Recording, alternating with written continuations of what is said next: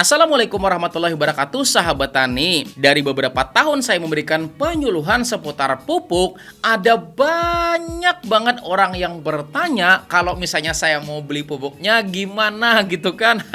Jadi ya sahabat tani, memang gitu kan beberapa racikan formula pupuk yang kita buat di channel ini ya sahabat tani, memang tujuannya tidak buat dikomersilkan. Dan beberapa formula yang sudah kita bikin itu diantaranya adalah ada pupuk organik cair Jakaba Super, kemudian ada juga bakteri fotosintesis super, kemudian ada juga yang sintetis ya sahabat tani, misalnya dalam pembuatan MKP atau monokalium fosfat yang nilainya itu setara loh ya sahabat tani sama pupuk pabrikan gitu kan. Kemudian ada juga KNO3 putih atau kalium nitrat generatif ya sahabat tani. Nah itu kandungannya juga setara dengan apa yang dibuat di pabrik ya sahabat tani. Kemudian ada juga namanya kalium sulfat. Nah itu kita modifikasi dari ilmu jadam organik, dan masih banyak lagi loh ya sahabat tani di channel ini. Kemudian pertanyaannya adalah kenapa gitu kan beberapa racikan tersebut tidak kita komersilkan buat dijual. Nah jadi sebelum saya ngejelasin kenapa ya sahabat tani, jujur saya tuh kaget beneran loh ya sahabat tani. Jadi beberapa hari yang lalu gitu kan, saya dikagetkan dengan sebuah berita dengan judul polisi grebek pabrik pupuk palsu di Situbondo, pemilik raup omset ratusan juta per bulan.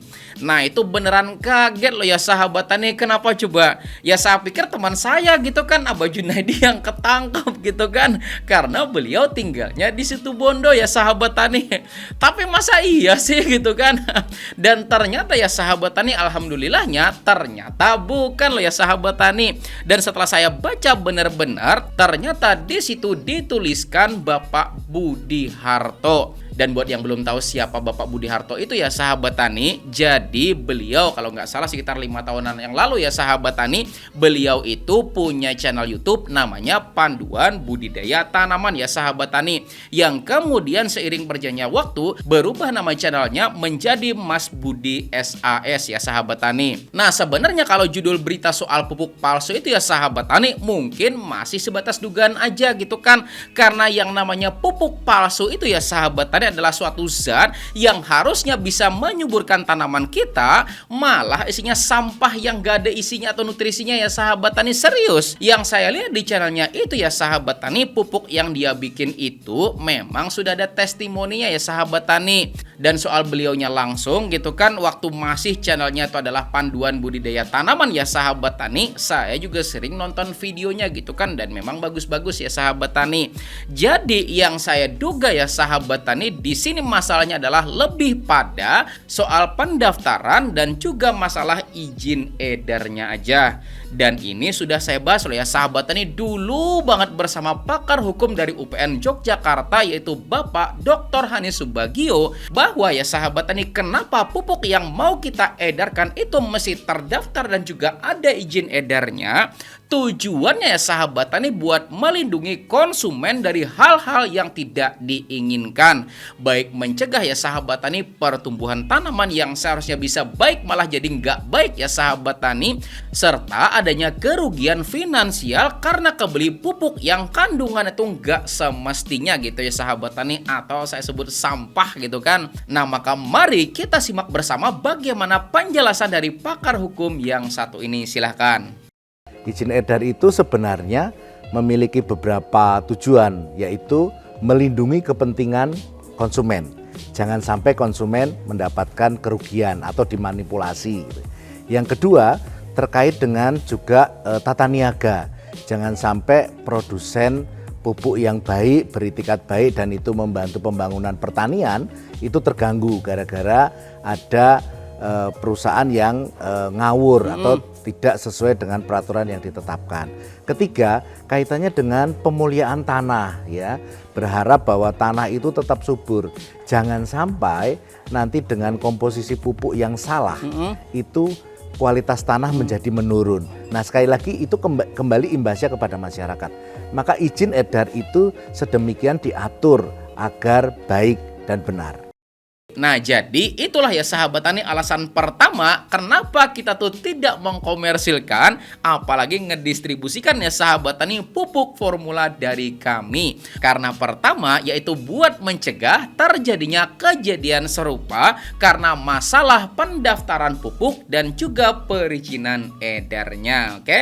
Dan mungkin di antara Anda ada yang bakal bertanya gitu kan ada tuh tulisan yang dicantumin namanya untuk kalangan sendiri gitu kan, ya nggak sahabat tani? Nah, jadi saya jelasin ya sahabat tani, yang dimaksud kata atau kalimat untuk kalangan sendiri ya sahabat tani, itu tuh tujuannya untuk terbatas, baik itu dalam kelompok misalnya, kemudian wilayah terbatas misalnya, organisasi atau anggota dari suatu komunitas kan misalnya, dan lain sebagainya gitu kan. Dan itu berarti bukan buat dijual secara bebas ya sahabat tani. Maka kalau kita jual bebas, apalagi kita pasarkan dan juga ada distributor dan juga ada agennya di satu wilayah ya sahabat tani, maka sudah jelas gitu kan bahwa tujuan dari pengedaran pupuk tersebut itu buat didistribusikan dan juga dikomersilkan buat kalangan umum.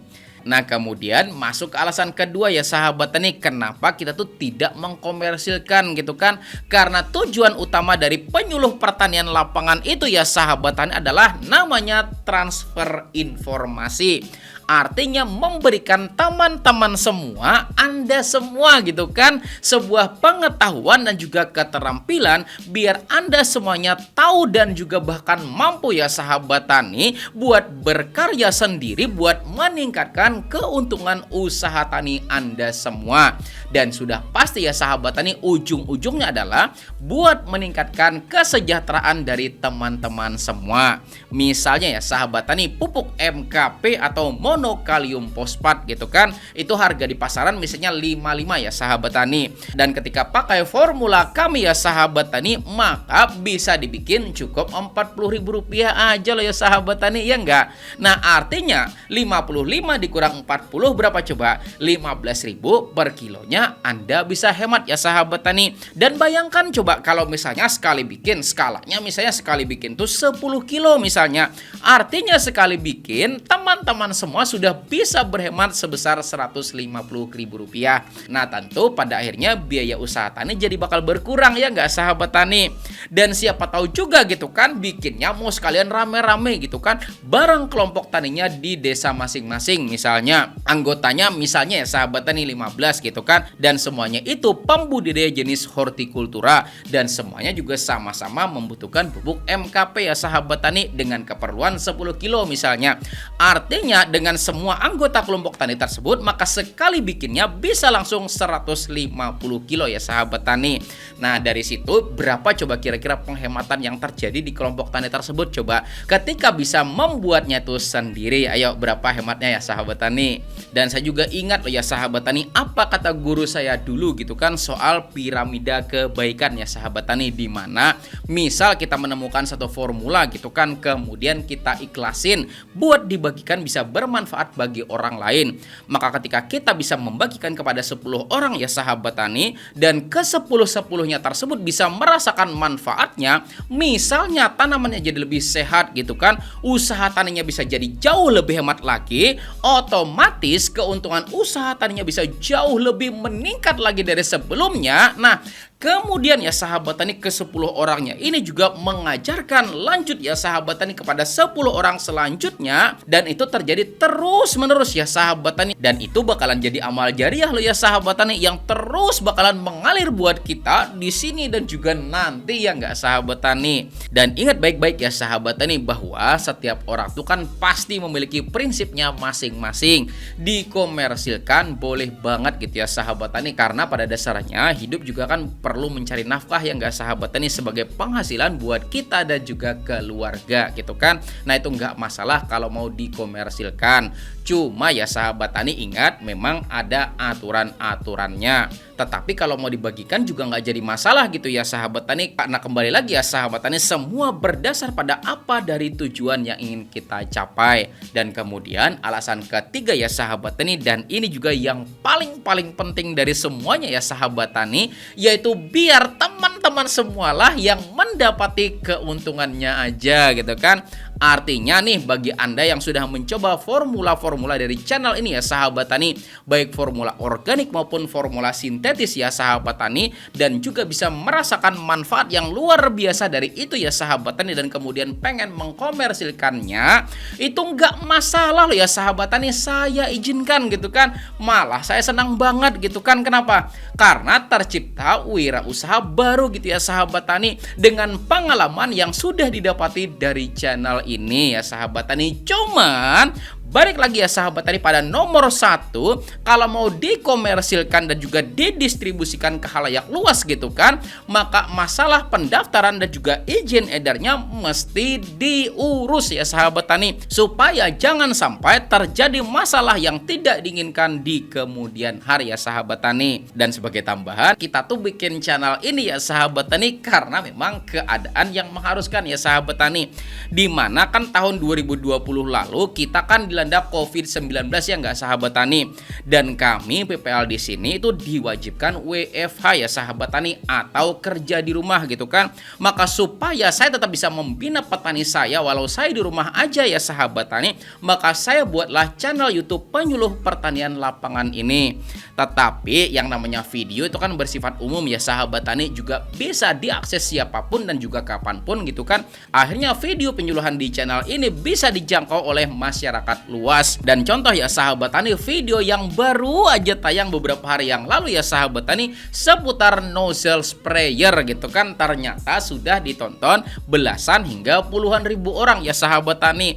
Dan itu sebenarnya adalah rekaman kursus tani hortikultura kami di sini, yang memang rutin kita laksanakan secara massal ya sahabat tani, diagendakan setiap hari Kamis jam 11 gitu kan. Dan pesertanya itu langsung sedesaan gitu ya sahabat tani, dan juga ada dari desa lain yang mau datang gitu kan. Jadi buat teman-teman semua, apa yang kita bagikan di channel Penyuluh Pertanian Lapangan ini, itu kita nggak punya tujuan macam-macam ya sahabat tani, selain kepengen memberikan penyuluhan buat anda semua. Maka mudah-mudahan teman-teman semua bisa mendapatkan kebermanfaatan dari video penyuluhan dari channel Penyuluh Pertanian Lapangan ini, sehingga petani jadi jauh lebih cerdas dan pertaniannya jadi jauh lebih maju, jaya, dan juga luar biasa. Terima kasih. Saya Rizal Ansar, saya akhiri ucapan wassalamualaikum warahmatullahi wabarakatuh.